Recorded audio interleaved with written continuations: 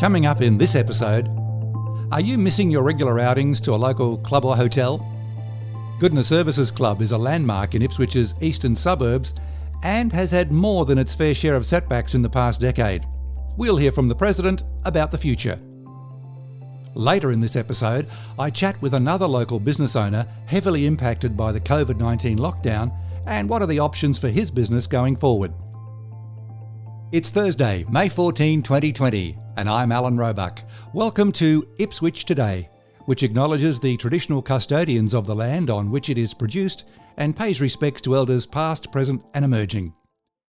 This podcast is supported by Kinetics, people-powered web hosting trusted by Australians since 1999.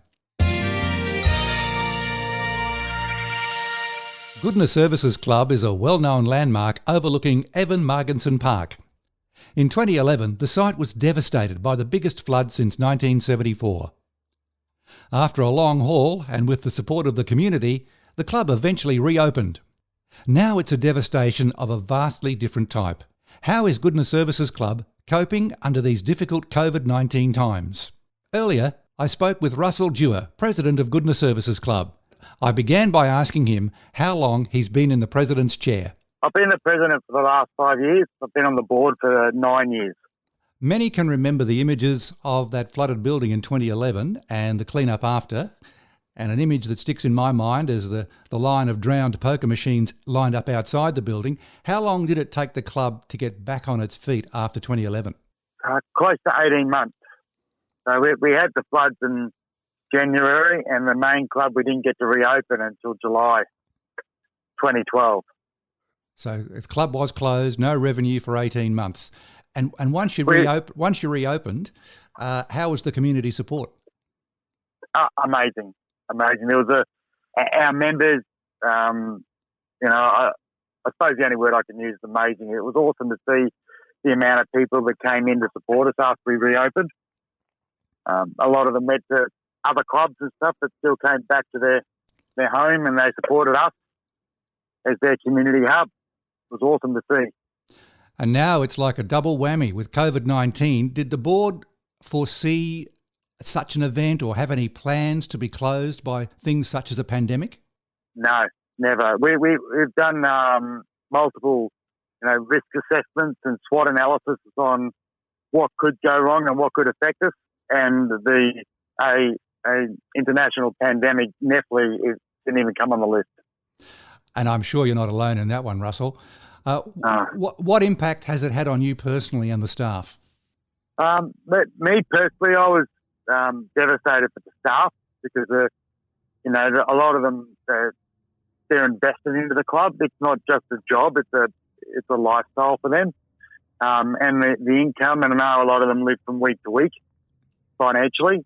That's why when we had the opportunity to actually, when the government approved the JobKeeper, the board decided that we'd pay the staff straight away their entitlements as opposed to waiting for us receiving the money for the club. It left us a bit tight, but looking after the staff, they're our number one asset. So it's always, the staff are always the first thing in our minds. They're our number one asset for the club.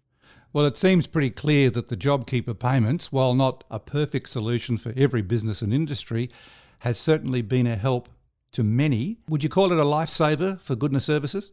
Personally, I would say it's a lifesaver for our staff. I wouldn't say it's a lifesaver for the club. We don't know what's going to happen in the future when we reopen. We're incurring debts as we're closed. What's going to happen in the future, we don't know. All I could say, and I could tell our members and everything, is that the board are working 3 times as hard as they ever had to do everything we can to ensure that when we reopen, it's going to be the best it could be, and the survival potential is going to be, I suppose, the best we can make it under the circumstances. Yes, indeed. Well, let's talk about that reopening in a second, but I just wanted to ask, if there's going to be any silver lining in this disaster, in this COVID-19 situation, has there been any opportunity to do any upgrades or extra maintenance at the club? Well, it's funny you should ask that. We've actually just approved a multi-million-dollar upgrade to the club. in the last week. One of the many things we've been looking into. We were going through the processes of doing it and getting independent marketing assessment prior to the closure. And it was on our plan to do, but now because of we're closed, best time to do it. So we've had to make some quick decisions and do things in a hurry. And, so yeah, we are doing a multi-million-dollar upgrade to the club and to the facilities, and we're having to put in extra things because of the new restrictions that we're going to have. One of the things we're foreseeing is we're going to have table service. So we're trying to put in the facilities that will best facilitate that without increasing a large amount of labour costs and also giving the best service we can to our members. Are you planning to have all that new infrastructure in place before you reopen, or just keep going while you gradually reopen? Well, the gradual reopen is all going to be down to the government regulations. But the plan is we hope to have it all in place prior to opening. I notice on the state government's plan that it's coming up for 10 people per venue. Obviously, that's not going to be viable for your club. Would you look at the next stage after that? We're currently looking at stage 3. Obviously, we're aware that if there are any peaks in our COVID rates within the state, that the plan will change. But the government would have to change the plan. But at the moment, we're looking at stage 3, which, if I'm not mistaken, that'd be 100 people per venue. Mm-hmm. But I know there are some industry groups that are out there trying to get the government to adjust that, because some of us have large venues, and we our rooms are put up that we could have 300-400 people in a venue at a time. That we could go to 200 people and still maintain our social distancing and all those regulations that are required. It's certainly a whole new world, Russell. No doubt the board's been spending an extraordinary amount of time planning a reopening. Do you think you're ready? So how long's a piece of string of being ready? We weren't ready for the close. We weren't ready for COVID. We weren't expecting it. But all I can say is we're not ready, but we're going to be as ready as we can, and we're doing everything in our power to be ready. So we're not sitting on our hands and hoping for the best. We're pretty well working our butts off to try and make it happen. Well, it's a vital part of Goodna and the eastern suburbs. I think it's important to spell out how the club has been supporting the local community over the years. Can you give some examples? Oh, definitely. We one of the things I'm proud about the club is what we do in the community. It's one of the reasons I got involved and I'm still involved. Is just a simple thing. We support 14 different schools in our area for their breakfast clubs. So the schools provide breakfast to the kids that turn up without having breakfast, so they can have a full day of learning with food in their bellies and concentration in their heads. And we support 14 schools. We support numerous amounts of ex-service organisations that help with their welfare. Ex-service people, one of the biggest problems is their mental health, and all these organisations help support people so that these, the mental health issues don't turn into something much more dangerous like suicide. They have a very high suicide rate, so we support them to prevent that. We also support organisations that help homeless people, and the area would miss the club dearly if it didn't continue any longer. And one event that's right on your doorstep, opposite there in Evan Marginson Park every year, although this year has been cancelled, is the Jacaranda Festival. Tell us about your personal involvement in the festival over the years. Well, I have to admit, the Jacaranda Festival, when I first started, was putting up tents for the original committee over 20 years ago. Someone's got to do the hard work, Russell. Yeah, and it eventually ended up being the chairman after Doc White retired, and I did that for many years. The festival in itself is a major part of the community, I think, because it's not a money-making venture for the community, but it gives many community groups opportunity to make money for their community groups, and the ones that like performing on stages, it gives them the opportunity to have that stage performance and give, kids who want to develop that performance side of it, it's an opportunity. And if organisations like the festival fail in the future, which is a potential that it could happen, then all those opportunities for those people just disappear. Yes, so I think it's a major part of the community that needs to be supported as well. It certainly is, and I'll make a disclosure that I had some direct involvement in the festival several years ago when you were doing all that hard work putting up those tents, and it has a very broad-based, wide community appeal, and it's great to see that it keeps reinventing itself. Just unfortunate that this year there won't be one, but I'm sure next year, to use a cliche, it'll be back bigger and better than ever. Well, here's crossing our fingers and our toes and hoping so. And the same for you, Russell, and the board members and all the supporters of Goodna Services Club. Thanks for taking time out to talk to Ipswich today. Thank you for asking us. Thanks, Alan.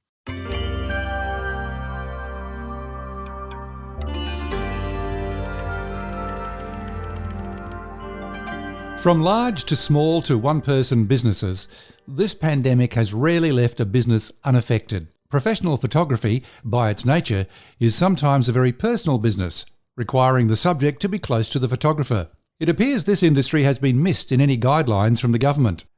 Independent operators have had to think what is permitted under the broader guidelines of social distancing and how many people can gather in the one place. I asked Ipswich-based photographer Clive Fox about the specific issues and what he thought wasn't being addressed in the Covid-19 business reopening plans. That's a good question, Alan. There's quite a number. So as a business, we're working with corporate businesses, families, photo shoots. So we do a lot of work in studio and obviously events. So all of those particular genres of photography have their own issues. Clearly, when this broke and we started working under restrictions, we lost, but within 3 days of that happening, I think by the Wednesday, we had lost all of our event work right up until the new year, all of which was booked. Weddings were lost as well as family photo shoots. So we've had to try and think of how we can overcome that. So take, for example, corporate headshots, which we would either do in the studio here or we would go to the business's location and shoot there. The social distancing issue is not too much of an issue there, but trying to work and understand and make sure that people are also working to the restrictions is an issue that we have as well, because we don't know who these people are. So we found that I guess also photography by its very nature is quite a personal industry. You get fairly close to people, try and help them with their posing, etc. So making all that happen from a distance just becomes quite extremely difficult. So for your particular photography business, what are the top 3 client categories that you would normally be seeing? Corporate work, of course, so headshots, which will be either in studio or at the location. Family photography, which is another issue. The other day we had an issue with a business that had booked me. It was my first shoot for the last 7 weeks. It was just 2 days ago. And I went to their home and found that there were 4 people in the home. So I had to question them as to, are they all living in the house or have they come from an external? So it was a mother and father and their 2 teenage sons. And as it happens, they were all living in the home. So I actually only shot them in the garden because I again, didn't want to go into the home. And once again, with family photography, you have fun, and you get close to the people. And it was a little bit of a learning curve for me as well, because they kept on asking to have a look at the photographs. So typically you would walk over with your camera and you would turn it around, digital, and then obviously let them have a look at the imaging. By doing that, you're getting well inside the 1.5 metre social distancing. So that became an issue. So I had to tell them, no, you can't look at the images that we're taking. So I set up a remote screen on a laptop for them so they could walk around to the laptop. So I was tethering to a laptop to allow them to see. So that was something you would not normally do in a family photo shoot. That would be something you do in a studio. It must make you feel terribly uncomfortable to have to refuse what would normally be an everyday easy request. Can you have a look at the photos on the back of the camera? So to me, you sound like you're observing all the right restrictions, but it's making your life incredibly tough at the moment. What it is, it's not how we interact socially as a norm, Alan. It's something, it's a very personal thing that we do. For instance, this lady wanted me to shoot her cat with her, and when you're shooting animals, which we do as part of family photo shoots, typically you'll have to get the animal to look at you. You'll have someone over your shoulder, dangling a piece of food or something in front of the lens, so that you can get the animal to interact and look straight into the lens. So the shooting of this little cat took about 20 minutes to get the thing to get the animal to look at the camera. So it was all those little issues that I wouldn't 8 weeks ago I'd never have even considered. Now, in a prior conversation with me, Clive, you mentioned that in all the guidelines under COVID, there's nothing specific for photographers. Is that correct? That's correct, and I've looked. I've even spoken to the federal government, the hotline, and the local council, and they've all just said you just need really to practice social distancing. So which is fine, and I think we can all do that. We're all adults, and we can work out how to work and work safely, but for some inane reason, the photography world seems to be forgotten with guidelines of what we can and what we can't do. So basically now what I'm doing is our studio is closed. We're not accepting any work in the studio whatsoever, because then I have to set up a whole new set of protocols for people to visit the studio with disinfecting equipment, keeping a log of people that come here, which we have to do, which everybody has to do with this type of service. But so we're shooting outside as long as the families that we're shooting, if it is a family photo shoot, are allowed to be together, because that's another issue. If they're not, you can't put them into a group. You can only put them into a group if they're all living in the same household. And that's the guidelines as of this week. Has there been any news that that's going to ease up in the coming weeks? Well, the numbers will increase as we move forward, of the number of people that can get together. But if you read all the documentation, overriding all of that, it says we still have to maintain the 1.5 meter social distancing. So to go to a wedding, there might be 20 people or 100 people. I think in the 3 months they're looking, it's going to be 100 people for a wedding. All of those people still have to maintain social distancing. I'm not sure how ever that's going to be policed, but so theoretically you couldn't get a typical wedding group shot of 100 people because, because yes, if they're all 1.5 metres apart, that's a very wide angle lens you'd require. That's right, yeah. And so you'd be looking at 100 metres. So from a point of view of practicalities, it makes it very, very difficult to continue to work in all our genres of photography. So, Clive, since the lockdowns began, I would imagine you've had many cancellations. So at what capacity are you working at the moment compared to normal? For the last 6 weeks, 0 capacity. So we literally lost everything that was booked and pre-booked. which we normally do. So all of the, obviously, as you well know, the music festivals, CMC, other festivals down on the Gold Coast, all of our normal event work that we do for a number of corporations. So all of that just disappeared within those first 3 days. I did have some work off of a previous wedding we've shot, so I'm working on an album for that client.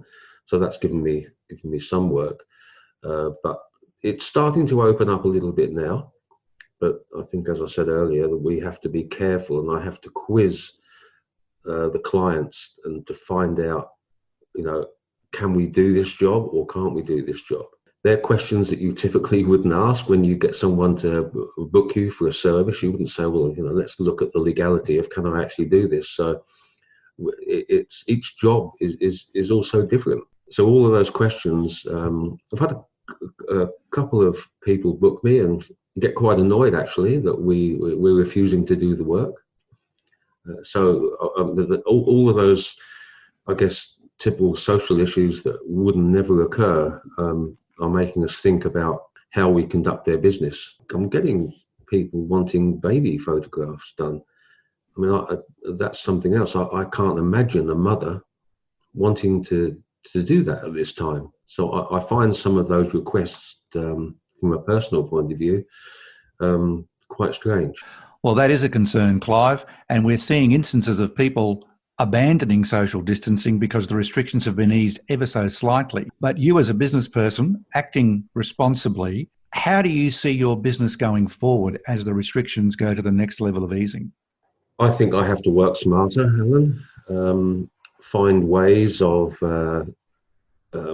working with clients, probably quizzing them a little bit more and making them aware of really how this social distancing works and how we as photographers can actually conduct photo shoots in accordance with what our clients want, but also to do it safely so that they still get their heirloom photos of their families. And to be honest, in this last week or so, I'm getting emails, 8 or 9 emails a day and requests for work. And it may be that the COVID-19 situation has sparked that interest in let's get some photographs now, because we may not be able to in the future if something happens. And so it's, but I think there's a bit of that, and also that people just, I think, need educating as to what and how difficult their job is to, it's not just a matter of going out and photographing a family. I'm also considering saying to people, look, if you haven't got the COVID-19 app on your phone, then I'm really not interested in photographing you, because I think by downloading that, you show some social responsibility, regardless of conspiracy theories or whatever people want to think about the COVID-19 app and tracking. I think that if someone downloads that, they are quite socially responsible. I believe that's a big step, and I would like them to be my client. Yes, well, that would be a fantastic prerequisite for a business like yours. It seems as though the app is getting much wider acceptance. There'll always be the conspiracy theorists. But what do we do in a time like this? We just can't sit and do nothing. No, I mean, I've got to work and I've got to make money. So it's just really a matter of letting people know that we are in business. We can conduct photo shoots, and we can do all the normal things, but we just have to work within these social guidelines. We're in a position where we just have to hunker down and work our way through it as a business. I know that we will come out the other end. It's not going to kill our business, but we just have to do it responsibly. Clive Fox, thank you for that interesting insight into a profession that appears to have been overlooked in the COVID-19 restrictions and the how-to guide. Thanks for sharing your thoughts with us today. Thank you, Alan. Just briefly, in a small sign that things might eventually get back to some form of normality, Ipswich City Council has announced the reopening of libraries from Saturday, May 16th. Limits of 10 customers in each library at one time with social distancing will apply. However, popular services like access to internet PCs, meeting rooms and makerspace remain closed for now. Visit Ipswich Library's webpage for the latest information. Ipswich Today is supported by Kinetics, people-powered web hosting trusted by Australians since 1999. If you know someone who may be interested in subscribing to Ipswich Today, please share with your favourite podcasting app or play Ipswich Today from your Google smart speaker. I'm also welcoming suggestions for future interviews and topics. Just go to the Ipswich Today Facebook page and leave a message. Music is from Purple Planet Music. This is Alan Roebuck. Thanks for listening.